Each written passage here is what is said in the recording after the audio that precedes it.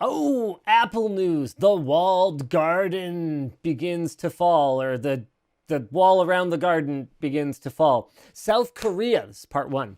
South Korea passes a law forcing Apple and Google to allow third-party payment processors in the App Store and Play Store. I wonder who could benefit from this.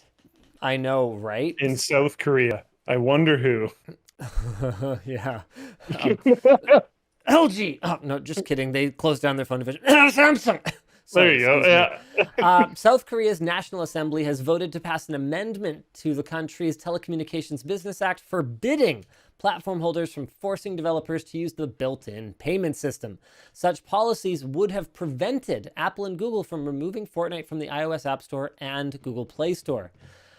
President Moon Jae-in is broadly expected to sign the amendment into law soon. Tim Sweeney was obviously happy about this, but then went and made it kind of weird.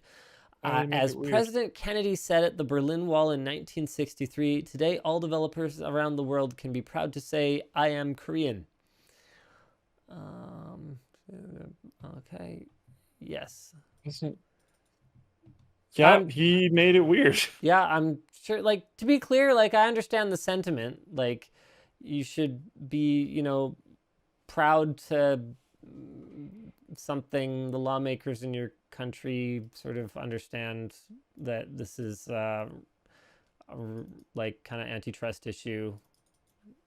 I don't know that this kind of an achievement makes me proud to be like from the country that did it or whatever. Like, I could see Americans being all like rah rah rah man on the moon or whatever, but I don't know that this is like an astronaut on the moon kind of situation. Anyway, in part two of this discussion, Apple lets reader apps include a link to pay outside the App Store in a move to shake off a Japanese investigation. So this we talked about last week. Yeah, so Reader app is Apple's name for apps that simply give the user access to a library of content they have already purchased. So this includes Netflix, Spotify, and Kindle. Currently, these apps avoid Apple's 30% cut. Well played. Simply telling users that they can't make an account in the iOS app, but once they're a member, they can start using it. When this new policy is rolled out, reader apps, but not games, because that would be too obvious, can link directly to their website instead of just vaguely alluding to it. One sec. It says, currently these apps avoid Apple's 30% cut by simply telling users they can't make an account in the iOS app. No, you can't tell users. Oh, actually, you're obviously right. it's changing, but that's one of the biggest problems we had with it was that as long as we could just tell people like, oh yeah, you have to go to the website to make an account, or you have to go to the website to pay, or something else, like, then that's fine. But you were not allowed to communicate these things. It was really frustrating. They blocked our app, and like some people tweeted me and be like, no, this is fine. They're fine with this. They have blocked the Floatplane app from going to the store for us doing things like that in the past. Yeah. So yeah, I'm very happy things are changing. We're but totally like, these are vindicated. problems we have ran into. Yeah. Japan's Fair Trade Commission says it will close its investigation of Apple, which has been ongoing since 2016, once Apple rolls out the policy. So here's what I want to know. Because realistically, Apple's just going to play whack-a-mole with this country by country until a major player sort of moves. So is the US, Apple's home turf, going to just step in and say, hey, you guys need to stop doing this? Do you see it happening? I don't really. If it happens in the US, I see it happening not for like in this case, it's their I could be saying this wrong. President? Is it president? Prime Minister? Not sure. Leader. It's their country Head leader. Of state. There. Sure. There's the generic term. I believe it's the president. I don't see it happening through that avenue in the States. I see it happening through things like the Epic thing that's going on. I see it happening from other companies and eventually becoming standard. Would you say precedents rather than presidents? Oh, yeah.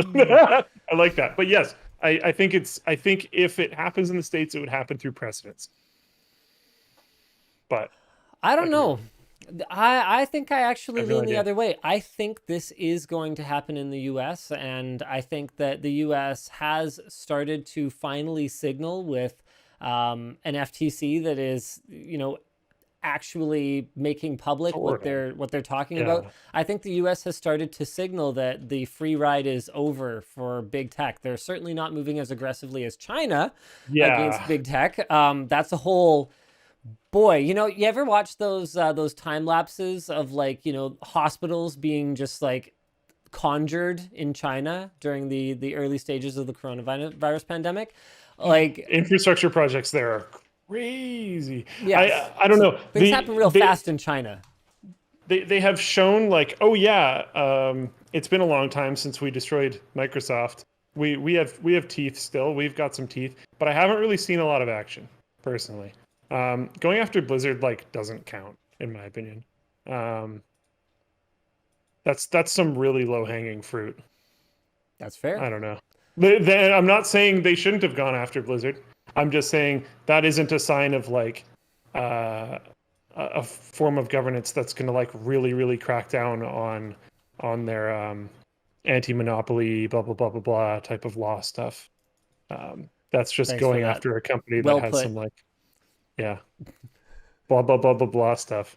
Um, That's pretty good.